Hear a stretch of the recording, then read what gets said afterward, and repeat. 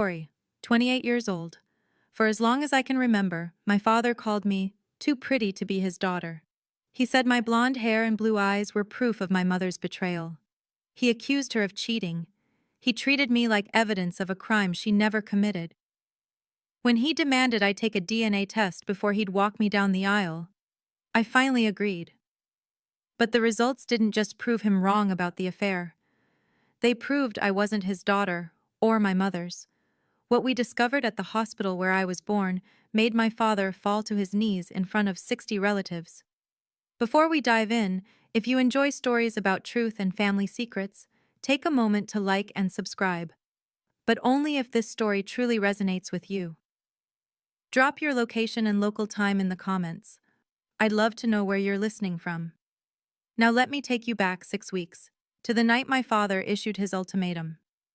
It was a Sunday dinner at my parents' house in Fairfield, Connecticut, a 6-bedroom Tudor-style home my father loved to remind us he'd earned with his own 2 hands.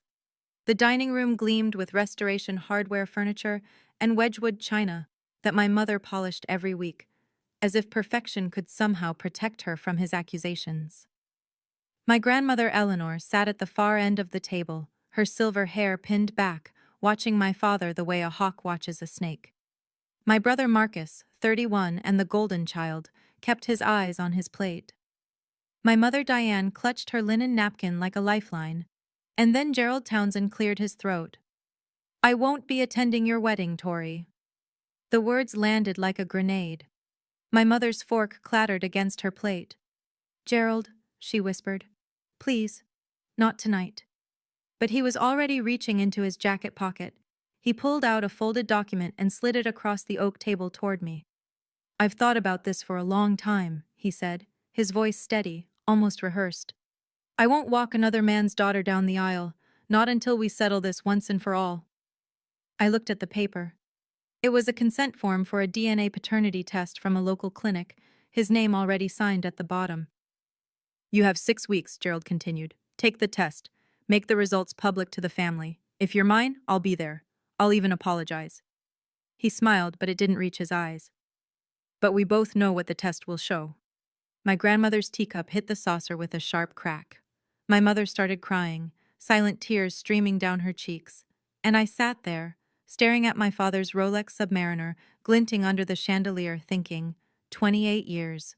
He's been building to this moment for 28 years. I didn't sign the paper that night. I didn't storm out either. I simply said, "Thank you for the reminder, Gerald. I'll remember this." And I meant every word. I should explain why that dinner didn't surprise me. By 28, I'd learned that my father's cruelty followed a pattern, predictable as the tide, twice as relentless. I was 7 the first time I understood I was different. I'd pressed my ear against my parents' bedroom door after hearing my mother cry, and I heard him call her a whore. "Look at that blonde hair," he spat. "Where did it come from, Diane? Certainly not from me."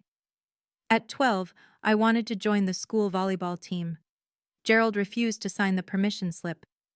"I'm not investing in someone else's kid," he told me, right in front of Marcus, who got new baseball cleats that same week. At 18, Marcus went to Boston University. Gerald paid every cent: tuition, housing, meal plans, spending money. When I got accepted to nursing school, he looked at me across the same dining table and said, "Your real father can pay for yours." So I took out loans. I worked double shifts at a diner.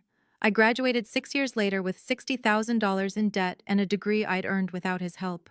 The worst part wasn't the money or the missed opportunities. It was watching what his accusations did to my mother. Every argument they had, every disagreement about anything, bills, vacations, Marcus's career, somehow circled back to me.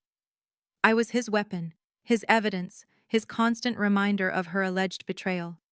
The night before I left for college, my grandmother Eleanor pulled me aside. "Keep every document from the hospital where you were born," she said, her grip firm on my wrist.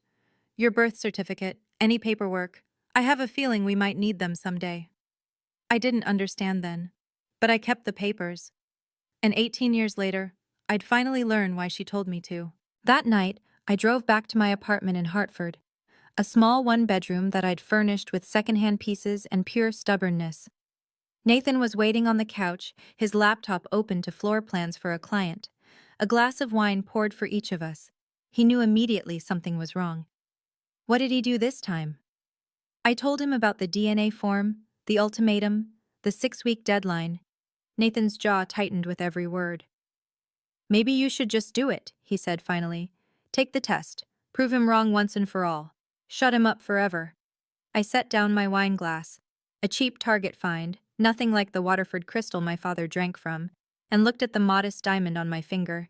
Nathan had designed the ring himself, based on a sketch I'd drawn years ago in a journal. It's not about proving him wrong anymore, I said. It's about freeing my mother. Nathan went quiet. He knew the story I was about to tell. 5 years ago, I'd gotten a call from my grandmother at 2 a.m. She'd found my mother in the bathroom with an empty bottle of sleeping pills. The paramedics arrived in time, but just barely. Since then, Diane had been on antidepressants, seeing a therapist twice a week, building herself back piece by piece. Gerald never apologized. He never even acknowledged what his 23 years of accusations had done to her. He just kept insisting he was right. My mother gave that man 35 years of loyalty, I told Nathan. Complete faithfulness. And he repaid her with 28 years of calling her a liar.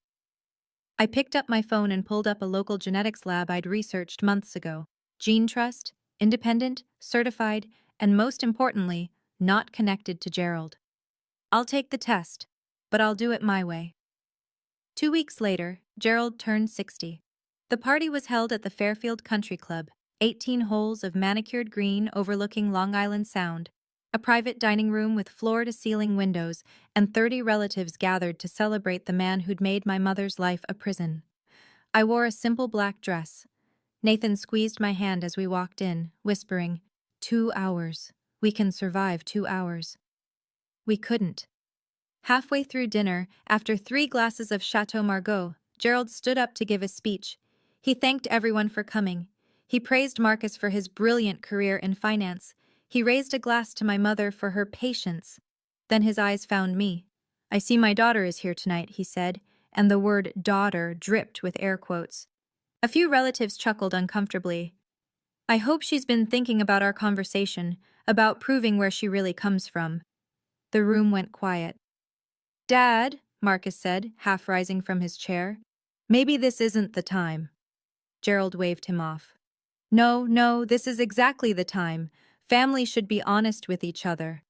He smiled at me, that cold reptilian smile I'd seen 1,000 times.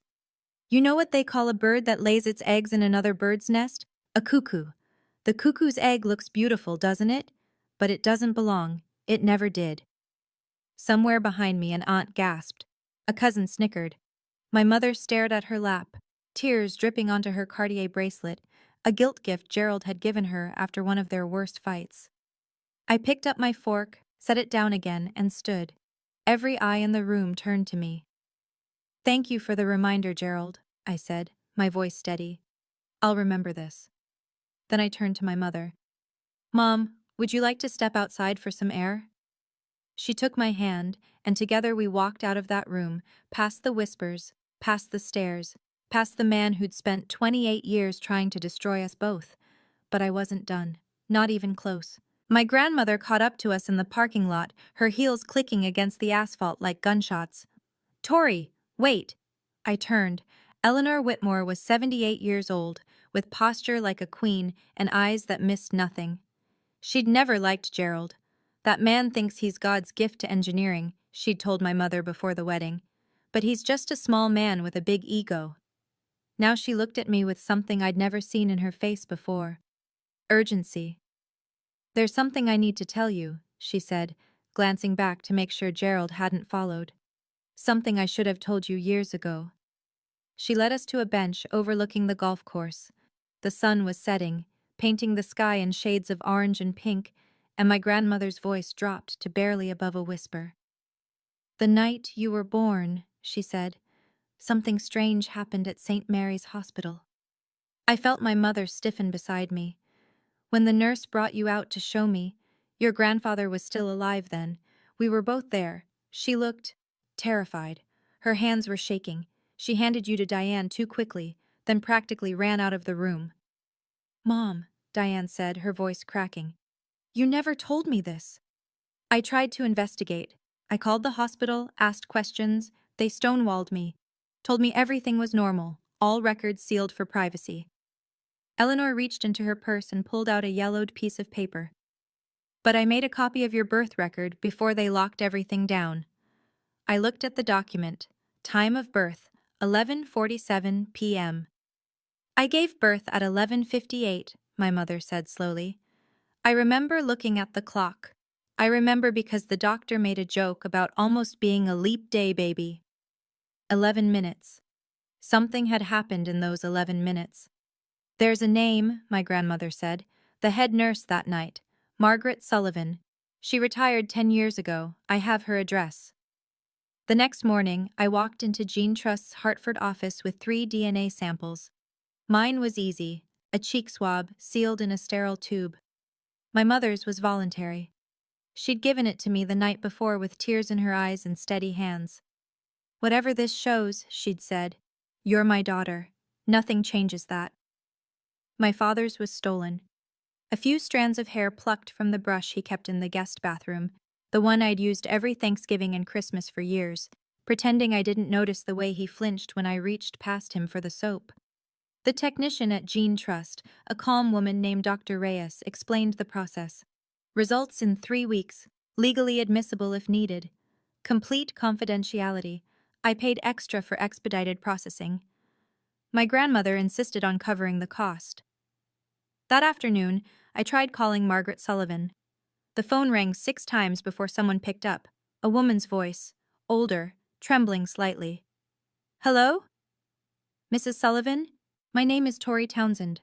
I was born at St. Mary's Hospital on March 15, 1997. I believe you were the head nurse that night, and I can't help you. The words came fast, panicked. Mrs. Sullivan, please, I just need to ask.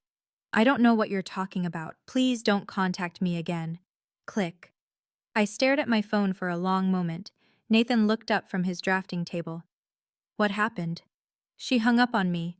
I set the phone down slowly. But not before she panicked. She knows something, Nathan. She definitely knows something. An innocent woman would have been confused. Margaret Sullivan was terrified. Whatever happened that night in 1997, she'd been carrying it for 28 years. And now, so would I. 3 days later, the email arrived. Not to me directly. Gerald wasn't that subtle. He sent it to our entire extended family. Aunts, uncles, cousins, second cousins, people I hadn't seen since childhood. 47 recipients. My mother, my grandmother, and I were all CC'd. The subject line read, regarding Tori's wedding. I read it in my car, parked outside the hospital where I worked, my hands trembling against the steering wheel. Dear family. As many of you know, I have carried a burden for 28 years. I have endured doubt about my daughter's true parentage, and I have watched my wife refuse to admit the truth.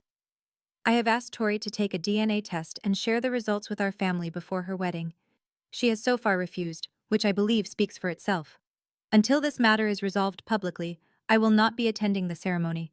I hope you will all understand my position.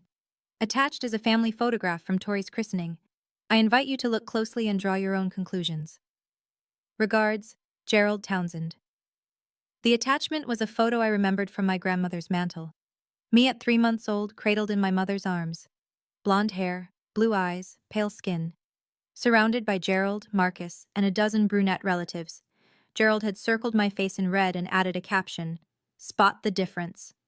Within hours, the responses started flooding in. Some defended my mother. Most just asked questions. Careful, probing, curious about the drama. Marcus called me that night. "Just do what Dad wants," he said, his voice tight with frustration. "You're making this worse. You're ruining his reputation." I laughed, actually laughed, at that. "His reputation," I repeated. "That's what you're worried about?" He hung up without answering. 3 weeks after I submitted the samples, the email from Gene Trust arrived at 9:47 p.m. on a Tuesday. Nathan was traveling for work, a project consultation in Boston that couldn't be rescheduled. I was alone in our apartment, a half-eaten salad on the coffee table, my laptop open to a streaming service I hadn't actually been watching. The subject line was clinical. Your DNA analysis results, secure document. I entered my password. I verified my identity. I opened the PDF. And then I read it 3 times, because the first 2 times the words didn't make sense. Subject A, Tori Townsend, shows 0% genetic match with Subject B, Gerald Townsend. I'd expected that. I'd prepared for it, even. Steeled myself for the confirmation that Gerald was right about one thing, even if he was wrong about everything else. But then came the second line. Subject A, Tori Townsend, shows 0% genetic match with Subject C, Diane Townsend. I stopped breathing. 0%. Not my father's daughter. Not my mother's daughter. I called Gene Trust's after-hours line, my voice cracking as I demanded to speak with someone, anyone, who could explain this. A technician walked me through the results. No contamination, no errors, no possibility of a mistake. The samples were clear, the science was conclusive. I was not related to either of my parents, which meant my mother had never cheated. Gerald had been wrong about that for 28 years. But it also meant something else. Something impossible. If Diane Townsend didn't have an affair, if she'd been faithful, like she'd always claimed, then how was I not her biological daughter? I sat on my kitchen floor with my back against the cabinet, my phone in my lap, staring at the ceiling. For 28 years, my father called my mother a cheater. For 28 years, he was wrong about the affair. But he was right about one thing. I wasn't his daughter. The question was, whose daughter was I? I drove to my parents' house the next morning, timing my arrival for 10 a.m. Late enough that Gerald would be at his golf game, early enough that my mother would still be in her robe, drinking Earl Grey in the sunroom. She looked up when I walked in, and her face immediately creased with concern. Tori, what's wrong? I sat down across from her and handed her my phone with the Gene Trust report on the screen. I watched her read it. I watched the color drain from her face, watched her lips move silently as she read the numbers again and again. When she finally looked up, her eyes were wild. This is wrong, she whispered. This has to be wrong. I called the lab, triple-checked everything. There's no mistake, Mom. But I gave birth to you. Her voice rose, cracking on the edges. I was in labor for 14 hours. I felt you come out of my body. I saw you, Tori. You were red and screaming and mine. I took her hands in mine. They were ice cold. I believe you, I said. Which means there's only one explanation. Something happened at the hospital. Someone switched us. The silence stretched between us like a wire about to snap. The time, my mother said suddenly. The birth certificate says 11:47, but I remember I was watching the clock because the contractions were so bad. You were born at 11:58. I always wondered about that discrepancy. 11 minutes. 11 minutes that changed 2 families forever. Mom, I said carefully, if I'm not your biological daughter, that means your real daughter is out there somewhere. 28 years old, living someone else's life. My mother started to cry, not the silent tears Gerald always provoked, but deep, shaking sobs that seemed to come from somewhere primal. We have to find her, she managed. We have to find them both. I need to pause here for a moment. If you're watching this and you've ever felt like you didn't belong in your own family, like you were somehow wrong just for existing, I see you. This story isn't over. The truth is about to get a lot more complicated. If you're invested in finding out what happened at that hospital, hit that subscribe button. Leave a comment telling me your theories. Now let me tell you about the nurse who finally broke her silence. Gerald found out about the DNA test before I could prepare. Marcus, always the obedient son, had seen the Gene Trust confirmation email on my mother's phone while visiting for lunch. Within an hour, my phone was ringing. So? Gerald's voice was triumphant before I'd even said hello. What did it say? Was I right? I didn't answer. I couldn't figure out how to explain that he was right and wrong at the same time. My silence told him everything he needed to know. I knew it. He laughed, actually laughed. A sound of pure vindication. 28 years, Tori. 28 years I've been telling everyone and no one believed me. But I was right. I was right all along.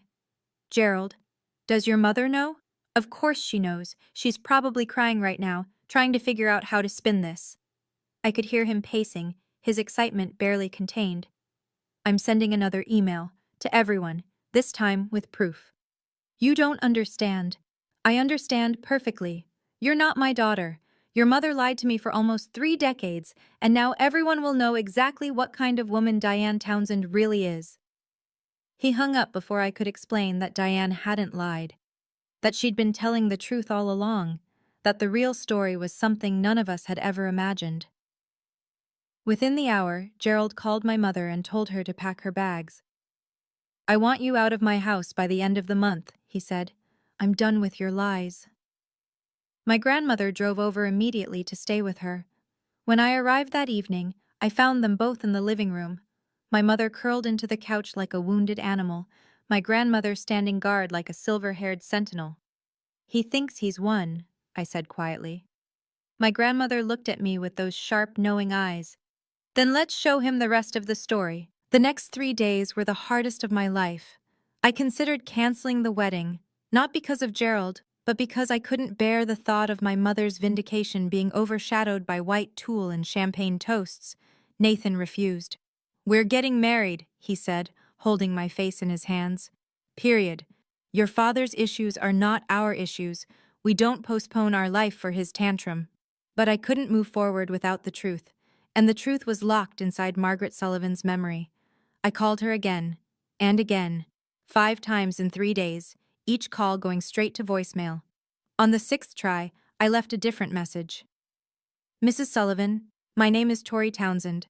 I know you remember that name. I have DNA evidence, certified, legally admissible DNA evidence, that proves a baby was switched at St. Mary's Hospital on March 15, 1997. I'm not looking to blame you. I'm not looking to sue anyone. I just need to know who I am. I paused, steadying my breath. If you don't call me back, my next call will be to a lawyer. I'll subpoena the hospital records. I'll file a formal investigation, and whatever you've been hiding for 28 years will come out in the worst possible way. I waited. 1 hour. 2. At 4:17 p.m., my phone buzzed with a text from an unknown number. Thursday, 2 p.m. Riverside Diner, Bridgeport. Come alone. I stared at the message for a long time. Then I texted back, I'll be there. Whatever Margaret Sullivan had been carrying for 28 years, she was finally ready to let it go. The question was whether I was ready to hear it. Riverside Diner was the kind of place time forgot. Vinyl booths patched with duct tape, a jukebox that only played oldies, and coffee that had probably been brewing since the Reagan administration. Margaret Sullivan sat in the corner booth, her back to the wall. She was 72, smaller than I'd imagined, with silver hair pulled into a tight bun and hands that trembled against her coffee cup. She looked up when I slid into the seat across from her. You look just like her, she said quietly. Linda, your biological mother. Same hair, same eyes. I felt my heart stutter. You know who my biological mother is? Margaret closed her eyes for a long moment. When she opened them, they were wet. I've carried this for 28 years, she said. Every single day, wondering if I did the right thing by staying quiet. Wondering if I should have spoken up when it happened. She reached into her purse and pulled out a worn leather journal, its pages yellowed with age. This is my shift log from March 15th, 1997, the night you were born. She opened it to a flagged page and slid it across the table. I read her cramped handwriting, my blood running cold with every line. 11:47 p.m., baby girl number 1, born to Diane Townsend. Healthy, 7 pounds 2 ounces. 11:58 p.m., baby girl number 2, born to Linda Morrison. Healthy, 6 pounds 14 ounces. 12:32 a.m. Incident. Trainee nurse Carla Hendricks mixed up infants after bathing. Realized error at 2:15 a.m. Both families had already bonded. 2:45 a.m. Meeting with hospital administrator. Decision made to correct records, not families. Less traumatic for everyone. NDA required for all staff present. I looked up at Margaret, my hands shaking. They knew, I whispered. They knew that night, and they covered it up. The administrator said it would cause more harm to switch you back. Both mothers had already held their babies, fed them, named them. Margaret's voice cracked. I was 24 years old. They threatened my license, my pension. They made me sign a non-disclosure agreement. I had 2 kids of my own to feed. Who was the other baby? I asked. The one who went home with Linda Morrison? Margaret pulled out another piece of paper, a printout from a social media profile. A woman my age, brown hair, brown eyes, a smile that looked exactly like Marcus's. Her name is Rachel Morrison. She's 28 years old. She lives in Springfield, Massachusetts. She looked at me with eyes full of decades of guilt. And she's your mother's biological daughter. That night, I sat in my apartment with my laptop open to Rachel Morrison's LinkedIn profile. Elementary school teacher at Springfield Public Schools, graduate of UMass Amherst, volunteer at the local animal shelter. Her profile picture showed a woman with chestnut brown hair and warm brown eyes, standing in front of a classroom decorated with colorful alphabet letters. She looked exactly like what my brother Marcus might have looked like if he'd been born a woman. I composed the message 17 times before finally hitting send. Hi, Rachel. This is going to sound completely insane, and I apologize in advance. My name is Tori Townsend. I was born at St. Mary's Hospital in Bridgeport, Connecticut, on March 15, 1997. The same night and place as you. I recently did a DNA test that showed I'm not biologically related to either of my parents. I've since spoken with a nurse who was working that night, and she confirmed that 2 babies were accidentally switched. I believe you're the biological daughter of Diane and Gerald Townsend, and I believe I'm the biological daughter of Linda Morrison. I have documentation. I have a witness statement. I'm not looking for anything from you. I just thought you deserved to know the truth. If you're willing to talk, please call me. I included my phone number and closed the laptop before I could second-guess myself. 24 hours passed. I checked my phone every 10 minutes like a teenager waiting for a text back from a crush. Then, at 9:38 p.m. the following night, my phone rang. Is this Tori? The voice on the other end was shaky, uncertain, but something in it felt familiar. Rachel? A long pause, a shuddering breath. My whole life, people have told me I don't look like my parents. My dad, well, my legal dad, used to joke that maybe the hospital made a mistake. We all laughed about it. She let out a sound that was half laugh, half sob. I guess it wasn't a joke after all. We talked for 3 hours that night. By the end, we'd both agreed to take another DNA test. This one comparing Rachel to Gerald and Diane. The results would be ready in 10 days, just in time for my engagement party. Over the next week, I built my case like a prosecutor preparing for trial. First, the documents. I had my original gene trust report showing 0% match with both Gerald and Diane. I had Margaret Sullivan's handwritten shift log from 1997, which she'd finally agreed to let me photograph. I had a notarized statement from Margaret, signed before a witness at her attorney's office, her own decision, she said, to finally clear her conscience. The hospital threatened me for 28 years, she told me when I picked up the document. I'm 72 now. What are they going to do, fire me from retirement?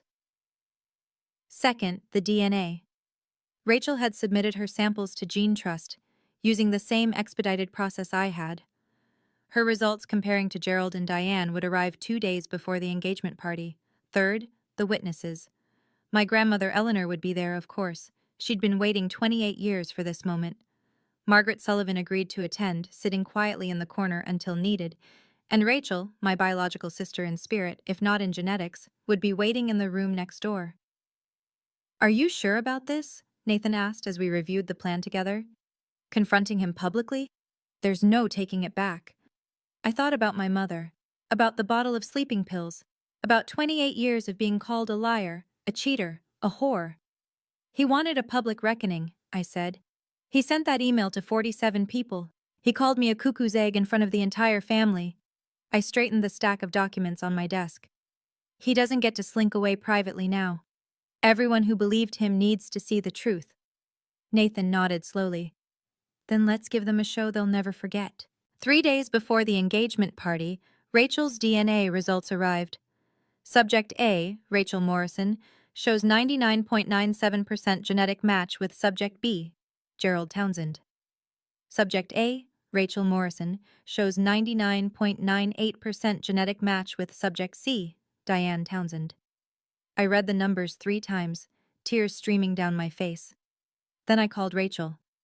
"Can you meet me tomorrow, in person?" We chose a Starbucks halfway between Hartford and Springfield, neutral ground for 2 women whose entire lives had just been rewritten by science. She was already there when I arrived, sitting at a corner table with 2 untouched lattes. When she saw me, she stood up so fast, her chair nearly tipped over. For a long moment, we just stared at each other. She had brown hair, brown eyes, a strong jawline that I'd seen on Marcus 1,000 times, a subtle dimple on her left cheek, the same one Gerald had. And I had blonde hair, blue eyes, a button nose and fair skin that matched the photos Margaret had shown me of Linda Morrison. We were strangers who should have been sisters. Sisters who were raised by the wrong families. "This is so weird," Rachel whispered. Then she laughed, and I laughed. And suddenly we were hugging in the middle of a Starbucks, crying into each other's shoulders while the baristas pretended not to notice. "I want to meet them," Rachel said when we finally pulled apart. "Diane and Gerald, my biological parents." "You will," I promised, "in 3 days." I didn't tell her that one of those parents would be on his knees when she walked into the room. The engagement party was held at Whitmore Estate, my grandmother's family home, a Georgian manor with rose gardens and fairy lights strung through century-old oak trees. She'd insisted on hosting to give you a proper celebration in a place where Gerald's ego can't reach. 60 guests arrived that evening in cocktail attire, aunts and uncles, cousins, family friends, and every single person who'd received Gerald's accusatory email. I wore a navy blue Reformation dress and carried myself like a woman who had already won.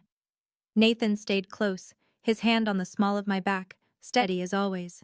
My mother arrived with my grandmother, her eyes still red from days of crying, but her posture straighter than I'd seen in years. Something had shifted in her since we'd learned the truth, a weight lifting, even before the public vindication.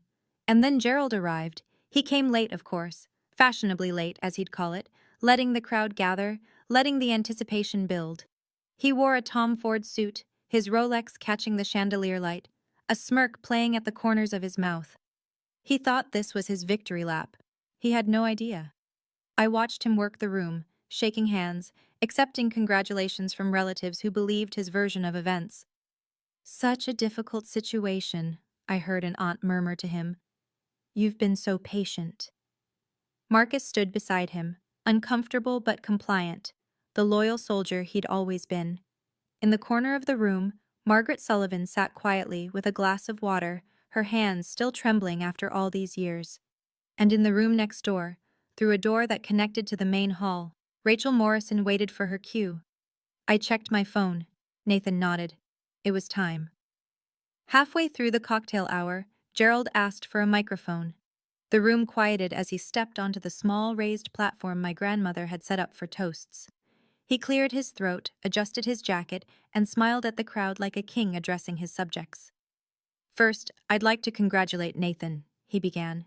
"You're a brave man, marrying into this complicated family." A few nervous chuckles rippled through the crowd. "But I think we all know why I'm really up here." Gerald's gaze found me in the crowd, and something cold flickered in his eyes. "There's been a lot of talk lately, a lot of speculation. I asked Tori to take a DNA test, and I know she did. What I don't know is why she's been hiding the results." The room went completely silent. So I thought I'd help her out. He reached into his jacket and pulled out a folded piece of paper. My son was kind enough to share a copy of the report with me. Marcus had the decency to look ashamed at least.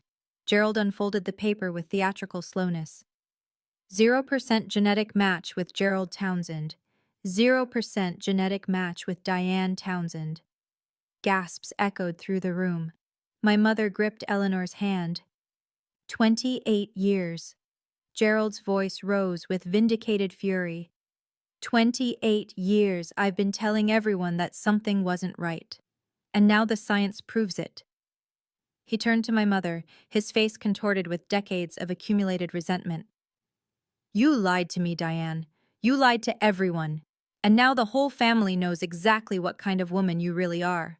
The silence that followed was absolute, and then I started walking toward the stage. You're right, Gerald.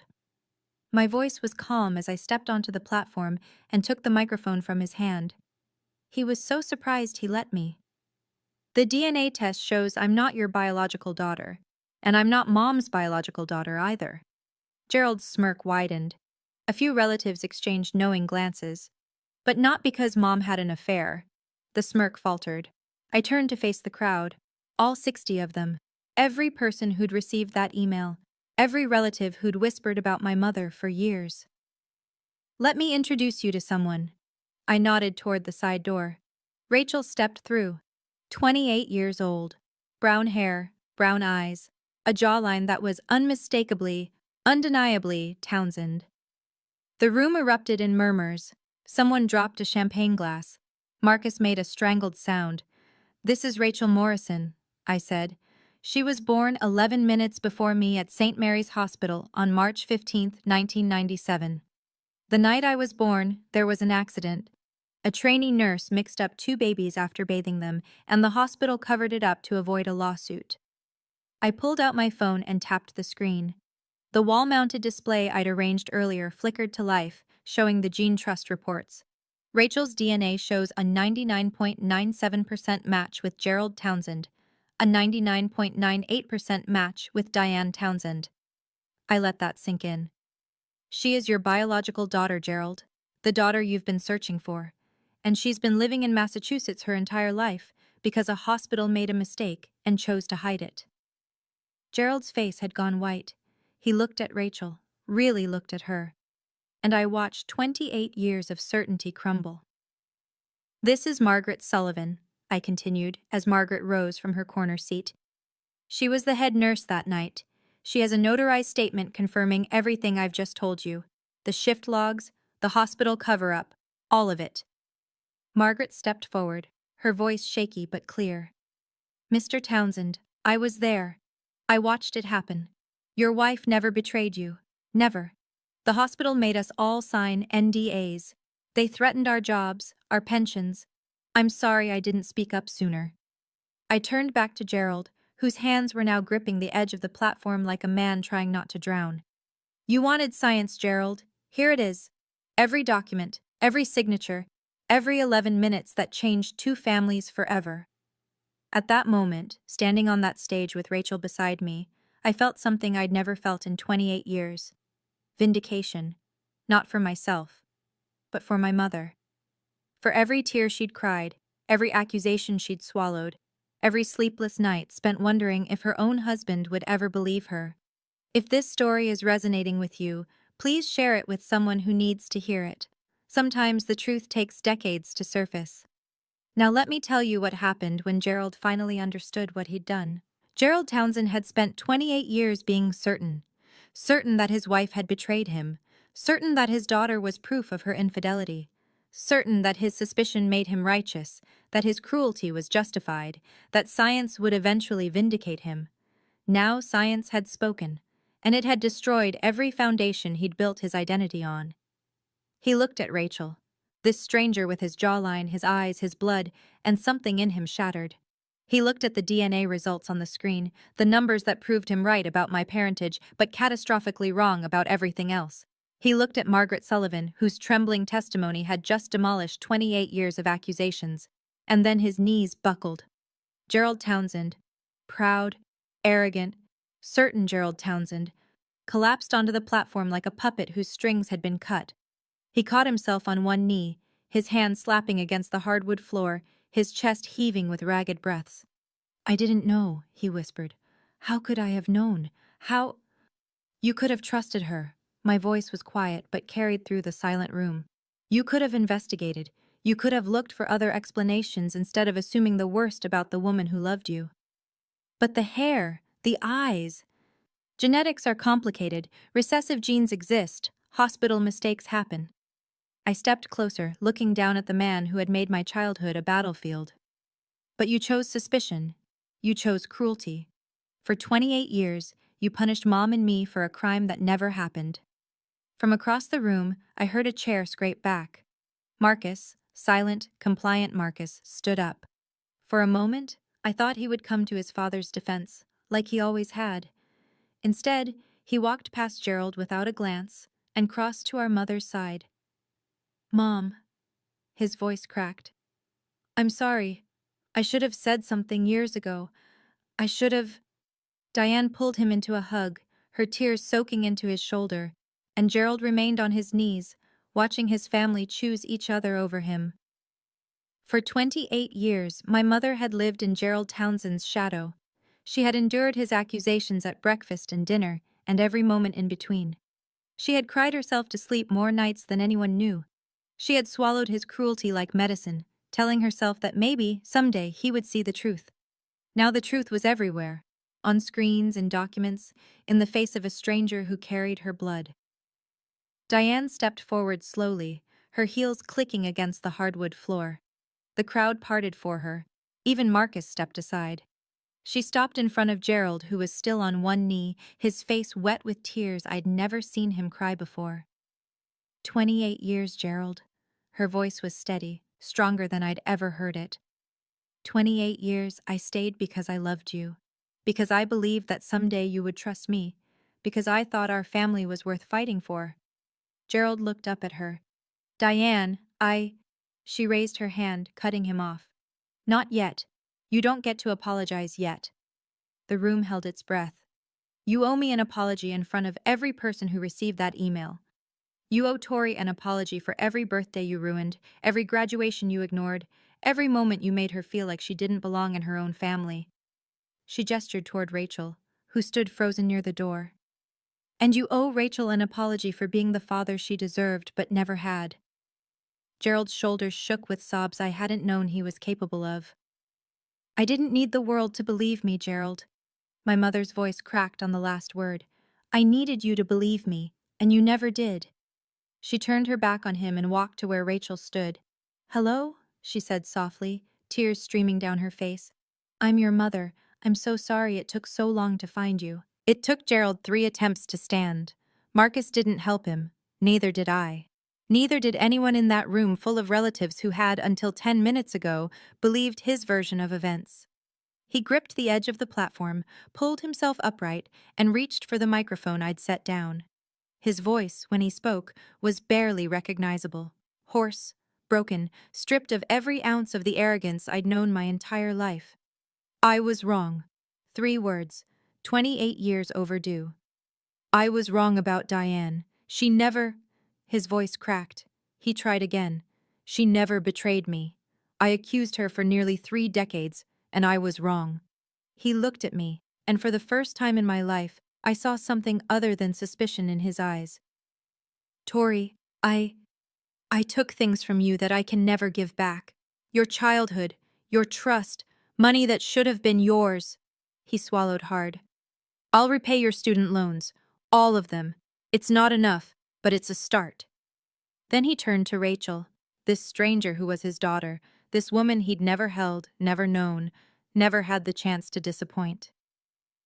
I don't know what to say to you.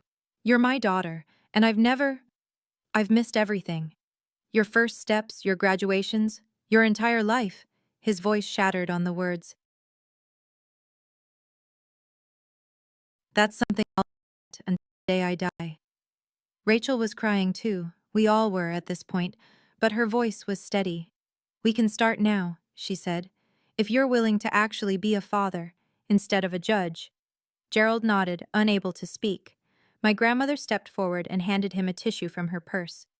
Clean yourself up, Gerald, she said, not unkindly. You have a lot of work ahead of you. 1 week after the engagement party, I drove to Springfield, Massachusetts. The house was a modest colonial in a quiet suburb. White siding, blue shutters, a garden of wildflowers that had clearly been someone's labor of love. A far cry from my grandmother's estate or Gerald's Tudor mansion, but warm in a way those houses had never quite managed. Linda Morrison answered the door before I could knock. She was 56 years old, with blonde hair streaked with silver and blue eyes that were an exact mirror of my own. Looking at her was like looking into a time machine. This was who I would become in 30 years. Tori, her voice caught on my name. I've been staring at your picture all week. I kept thinking. I kept thinking I was dreaming. She pulled me into a hug that smelled like lavender and something else I couldn't identify. Something that felt, impossibly, like home. We sat in her kitchen for 4 hours. She showed me photographs of her childhood, of my biological grandparents who had passed away years ago, of the life I might have had if a trainee nurse hadn't made a mistake. She told me about her ex-husband, David, my biological father, who had died of cancer 3 years ago, never knowing that Rachel wasn't his. He used to joke that Rachel had old soul eyes, Linda said, wiping her tears with a kitchen towel. Now I understand. They were your eyes, Tori. They were always your eyes. I showed her pictures of my childhood, too. The blonde baby in a house full of brunettes, the girl who never quite fit, the woman who had finally found out why. I don't want to replace Diane, Linda said. She raised you. She's your mother. She is, I agreed. But maybe there's room for one more? Linda's smile could have lit the entire house. I'd like that, she said. I'd like that very much. 2 months later, I married Nathan Miller in the rose garden of Whitmore Estate, surrounded by fairy lights and family, both the one I was born into and the one I was raised by. My mother walked me down the aisle. Not Gerald. My mother. She wore a champagne-colored dress and held her head high, her steps steady for the first time in decades. Beside her, I wore a Vera Wang gown that she and my grandmother had insisted on buying for me. A proper wedding dress for a proper wedding, Eleanor had declared. Gerald sat in the second row, quiet and diminished. He didn't protest when I'd told him he wouldn't be walking me down the aisle. He didn't argue when I explained that this was my mother's moment, not his. He just nodded and said, "I understand." It was a start. Rachel stood with my bridesmaids, wearing a deep green dress that brought out the brown in her eyes. Our mother's eyes, Gerald's eyes. She'd met the Townsends properly in the weeks after the party. Tentative lunches and careful conversations that were slowly building towards something like a relationship. Linda Morrison sat in the front row of the guest section, a place of honor. She waved when she caught my eye, her own eyes shining with tears. My grandmother rose to give a toast. "This wedding is not just about two people," Eleanor said, raising her champagne glass. "It's about two families finally finding their way back to the truth. It's about a daughter who refused to accept a lie, and a mother who waited 28 years to be believed." She looked at me, then at Rachel, then at Diane. "To truth," she said, "however long it takes." "To truth," the room echoed, and I drank to that. The lawsuit took 8 months. Rachel and I filed jointly against St. Mary's Hospital, represented by a medical malpractice attorney my grandmother had found. A woman who specialized in wrongful birth cases and had, she told us with a thin smile, a particular interest in institutions that think they can cover up their mistakes. Margaret Sullivan testified, her notarized statement backed by the original shift log she'd kept hidden for 28 years.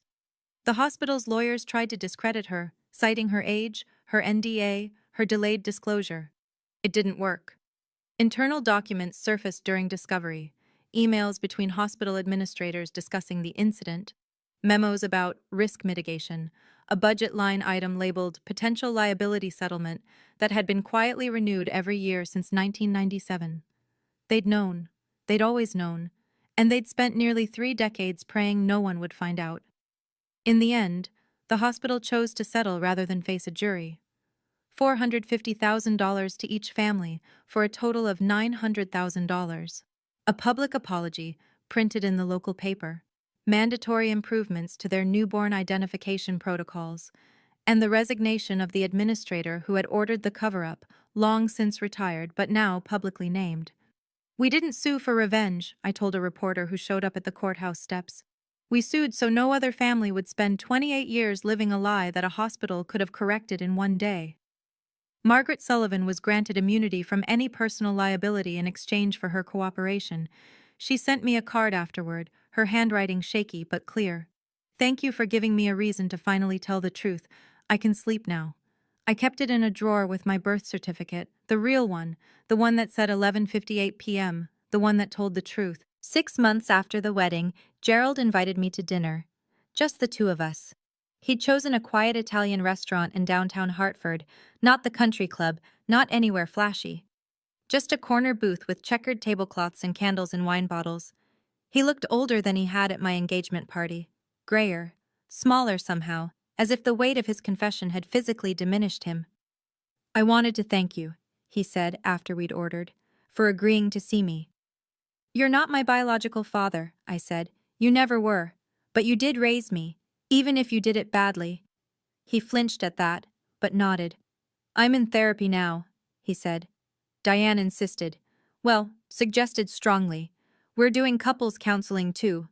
We've been separated, but we're trying to—" He trailed off, searching for words.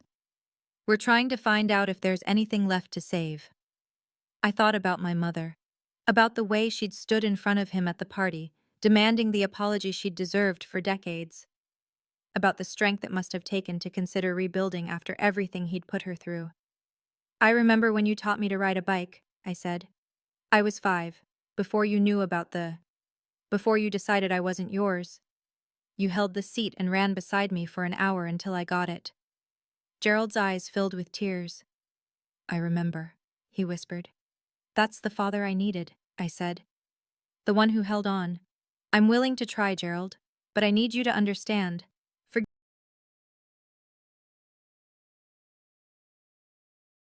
is a process,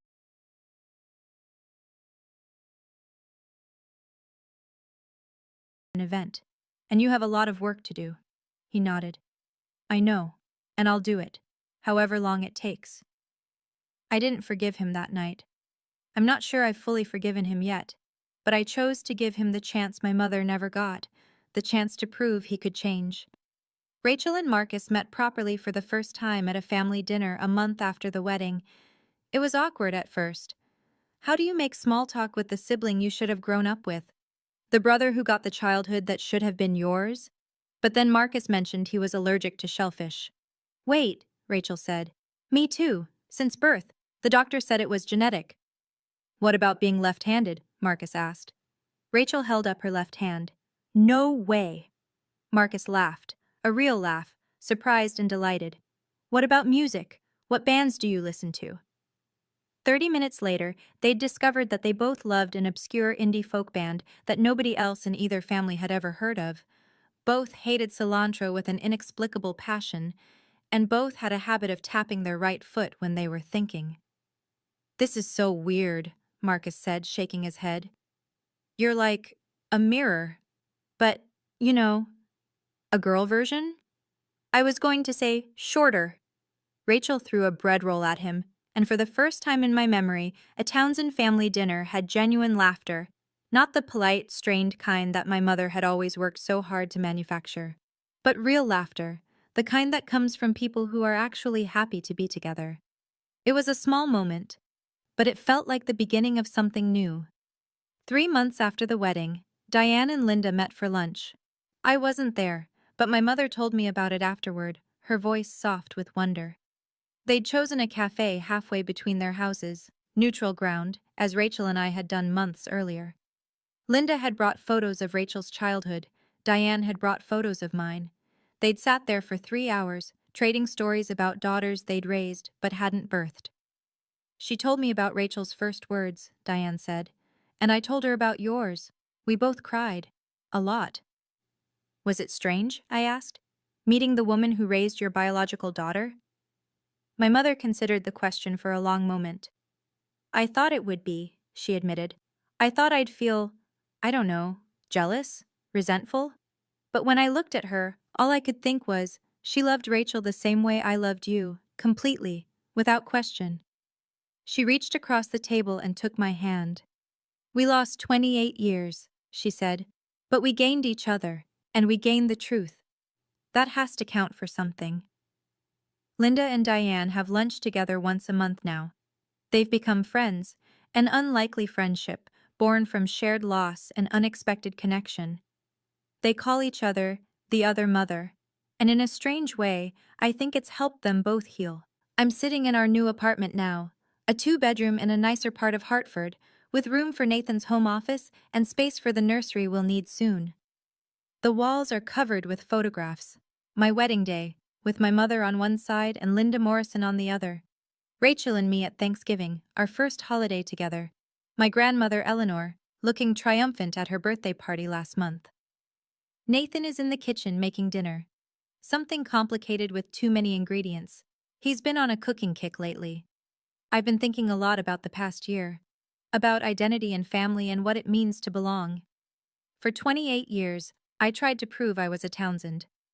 I straightened my blonde hair to look darker. I learned to golf, because Gerald loved golf.